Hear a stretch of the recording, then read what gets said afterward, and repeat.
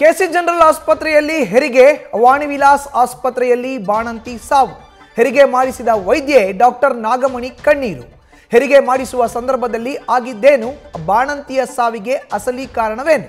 ಈ ಬಗ್ಗೆ ನಮ್ಮ ಪ್ರತಿನಿಧಿ ಸತ್ತರ್ ಜೊತೆ ಡಾಕ್ಟರ್ ನಾಗಮಣಿ ಮಾತುಕತೆ ನಡೆಸಿದ್ದಾರೆ. ಬನ್ನಿ ನೋಡೋಣ. ಮಗುವಿಗೆ ಜನ್ಮ ನೀಡಿದ ಕೆಲ ಗಂಟೆಯಲ್ಲೇ ಬಾಣಂತಿಯೊಬ್ಬರು ಮೃತಪಟ್ಟಿದ್ದಾರೆ.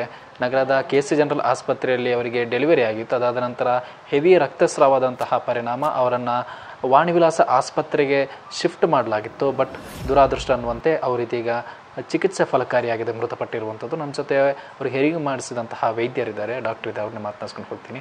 ಮೇಡಮ್, ಅವ್ರಿಗೆ ಹೆರಿಗೆ ಆಗೋ ಸಂದರ್ಭದಲ್ಲಿ ಏನಾದರೂ ಪ್ರಾಬ್ಲಮ್ ಆಯ್ತು? ಏನಾಯ್ತು ಮೇಡಮ್? ಮಿನತಿ ಅಂತ ಅವರು ಬೆಳಗ್ಗೆ 12:45 ಬಂದು ಅಡ್ಮಿಟ್ ಆಗಿದ್ರು. ನೆತ್ತಿ ನೀರು ಹೋಗಿತ್ತು. ಅವ್ರದ್ದು 4ನೇ ಗರ್ಭ ಆಗಿತ್ತು. ಒಂದು ಮಗು ಇತ್ತು ಅವರಿಗೆ. ನಾವು ನೀರು ಹೋಗಿರೋದ್ರಿಂದ ಔಷಧಿ ಹಾಕಿದ್ವಿ. ಅರೌಂಡ್ 7 ಗಂಟೆಗೆ ಅವರಿಗೆ ಅನ್ಕಾನ್ಷಿಯಸ್ ಆದರು. ಅನ್ಕಾನ್ಷಿಯಸ್ ಆಗಿ ಇದು ಪೆರಿಫರಲ್ ಸೈನೋಸಿಸ್ ಅಂತೀವಿ, ಆಮ್ನಿಯೋಟಿಕ್ ಫ್ಲೂಯಿಡ್ ಎಂಬೋಲಿಸಮ್ ಥರ ಆಗಿತ್ತು ಅವರಿಗೆ. ಸಡನ್ನಾಗಿ ಮತ್ತೆ ಮಗುದು ಹಾರ್ಟ್ ಬೀಟ್ ಕಮ್ಮಿ ಆಯಿತು ಅಂತ OTಗೆ ಶಿಫ್ಟ್ ಮಾಡಿದ್ವಿ. OTಲಿ ಶಿಫ್ಟ್ ಮಾಡಿ ಆಪ್ರೇಷನ್ ಮಾಡಬೇಕಂತ ಅಂದ್ಕೊಂಡಿದ್ದಾಗ ಅವಳು ಆಗಲೇ ಫುಲ್ ಡೈಲೇಟೇಷನ್ ಇದ್ದರು. ಮತ್ತು ಅಲ್ಲಿ OTಲಿ ಅನಸ್ತೀಶಿಯಾ ಡಾಕ್ಟರ್ ಎಲ್ಲ ಮ್ಯಾನೇಜ್ ಮಾಡಿ ನಾವು ಅಲ್ಲೇ ನಾರ್ಮಲ್ ಮಾಡಿಸಿದ್ವಿ. ನಾರ್ಮಲ್ ಮಾಡಿಸಾದ್ಮೇಲೆ ಎಲ್ಲ ಒಂದು ಹೊತ್ತಿಗೆ ಒಂದು ಲೆವೆಲಿಗಿತ್ತು. ಆಮೇಲೆ ಸ್ವಲ್ಪ ಹೊತ್ತಾದಮೇಲೆ ಇಂಟರ್ಮಿಟೆಂಟ್ ರಿಲ್ಯಾಕ್ಸೇಷನ್ ಆಯಿತು. ಅಟೋನಿಕ್ PPH ಥರ ಆಯಿತು. ಅಟೋನಿಕ್ PPH ಆಯಿತು ಅಂತ ನಾವು ಬ್ಲಡ್ ಎಲ್ಲ ರೆಡಿ ಮಾಡಿಸಿ ನಾವು ಸೀನಿಯರ್ ಕನ್ಸಲ್ಟೆಂಟು ನಮ್ಮ DNB ಪ್ರೊಫೆಸರ್ ಇದ್ದಾರೆ ಶೀಲಾಮಾನೆ, ಅವ್ರನ್ನೂ ಕರೆದ್ವಿ. ಅಷ್ಟರಲ್ಲಿ ಅವರು ಬರೋ ಅಷ್ಟರಲ್ಲಿ ಪೇಷಂಟು ಇನ್ನೂ ಸ್ವಲ್ಪ ಜಾಸ್ತಿ ಬ್ಲೀಡಿಂಗ್ ಆಗ್ತಿತ್ತು ಅಂತ ನಮ್ಮ ಅನಸ್ತೀಶಿಯಾ ಡಾಕ್ಟ್ರು ನಮ್ಮಲ್ಲಿ ICU ಬೆಡ್ ಇಲ್ಲ, ನೀವು ಬೇಗ ರೆಫರ್ ಮಾಡಿ ಅಂತ ಹೇಳಿದರು. ನಾವು ಬ್ಲಡ್ ಪ್ರಾಡಕ್ಟ್ ಎಲ್ಲ ಇಟ್ಕೊಂಡು ಪೇಷಂಟ್ನ ಬ್ಲೀಡಿಂಗ್ ಎಲ್ಲ ಕಂಟ್ರೋಲ್ ಮಾಡಿ ಒಂದು ಸ್ಟೆಬಿಲೈಸ್ ಮಾಡಿ ನಾವು ಅಲ್ಲಿ ವಾಣಿ ವಿಲಾಸಕ್ಕೆ ಕರ್ಕೊಂಡು ಹೋಗಿದ್ದೆ. ನಾನು ಅವ್ರ ಜೊತೆಗೆ ಹೋಗಿದ್ದೆ. ನಾನು ನಮ್ಮ PG, ನಾನು ಮತ್ತು ನಮ್ಮ PG ಇಬ್ಬರು ಜೊತೆಗೆ ಹೋಗಿದ್ವಿ. ಅಲ್ಲೂ ಅವರು ವಾಣಿ ವಿಲಾಸಲ್ಲೂ ಅವರು ಇಮಿಡಿಯೇಟಾಗಿ OTಗೆ ಶಿಫ್ಟ್ ಮಾಡಿಕೊಂಡು ಅವರು ಗರ್ಭಚೀಲ ತೆಗೆದು ಆಮೇಲೆ ICUಗೆ ಶಿಫ್ಟ್ ಮಾಡಿದ್ರು. ಅದ ನಂತರ ಬ್ಲಡ್ ಪ್ರಾಡಕ್ಟ್ಸ್ ಎಲ್ಲ ನಾವು ಇಲ್ಲಿಂದನೇ ಕಳಿಸಿದ್ವಿ. ಇಲ್ಲಿಂದನೇ ಕಳಿಸಿ ಮತ್ತು ICUಲಿ ಇಟ್ಕೊಂಡಿದ್ರು. ಅದಾದಮೇಲೆ ಫರ್ದರ್ ನಾವು ಮ್ಯಾನೇಜ್ ಮಾಡ್ತೀವಿ ಅಂತ ನನಗಿಲ್ಲಿ ಪೇಷಂಟ್ ತುಂಬ ಕಾಲ್ಸ್ ಇತ್ತಂತ ನಾನು 3 ಗಂಟೆಗೆ ವಾಪಸ್ ಬಂದೆ. ಪೇಷಂಟ್ ಜೊತೆಗೆ ಹೋಗಿದ್ದೆ ನಾನು, ನನ್ನ PG.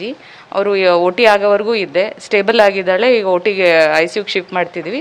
ಪ್ರಾಡಕ್ಟ್ಸ್ ಎಲ್ಲನೂ ನಾನು ಕೊಟ್ಟು ಬಂದಿದ್ದೆ. ಇಲ್ಲಿ ನಮ್ಮ ಪೇಷಂಟ್ ಇಲ್ಲಿ ನಾನು ಕಳಿಸ್ಬೇಕಾದ್ರೂ ಅವಳ ಹೆಸ್ರೂ ಹೇಳ್ತಾ ಇದ್ಲು. ನಿನ್ನ ಹೆಸರು ಏನು ಅಂತ ಮಾತಾಡ್ಸಿದ್ರು. ಪೇಷಂಟ್ ಹೆಸರು ತಹ ಹೇಳ್ತಾ ಇದ್ಲು. ಮತ್ತು ನಾಲ್ಗೆ ತೋರ್ಸಂದರೆ ಶಿ ವಾಸ್ ರೆಸ್ಪಾಂಡಿಂಗ್.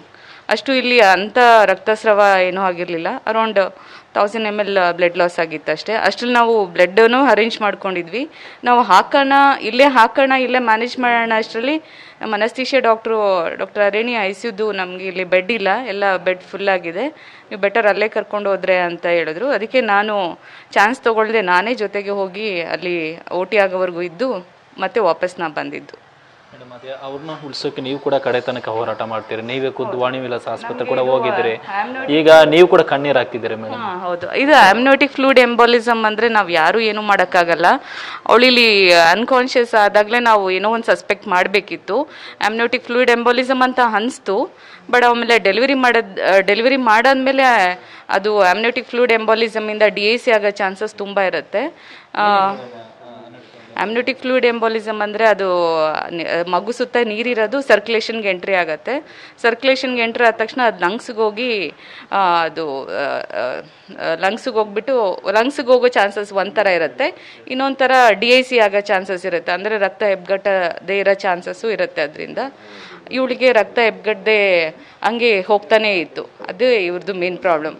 ನಾವು ಮಗುದು ನಾವು ಅವರಿಗೆ OTಗೆ ನಾವು ಕರ್ಕೊಂಬಂದಾಗಲೇ ಹೇಳಿದ್ವಿ, ತಾಯಿಗೂ ಡೇಂಜರ್ ಇದೆ, ಮಗುಗೂ ಡೇಂಜರ್ ಇದೆ, ತಾಯಿದು ನಾವು ಹೇಳಕ್ಕೆ ಬರಲ್ಲ, ಮಗುದು ಹೇಳಕ್ಕೆ ಬರಲ್ಲ ಅಂತ ನಾವು ಅವ್ರ ಹತ್ರ ಸೈನೇ ಹಾಕಿಸ್ಕೊಂಡು ಮುಂದೆ ನಾವು ನಮ್ಮ ಕರ್ತವ್ಯ ನಾವು ಮಾಡಿದ್ದೀವಿ. ಅದರಿಂದ ನನಗೆ ನನ್ನ ಮಟ್ಟಿಗೆ ನಾನು ಮಾಡಿದ್ದೀನಿ, ನನಗೆ ಯಾವುದೇ ನೆಗ್ಲಿಜೆನ್ಸ್ ಅನಿಸ್ತಾ ಇಲ್ಲ.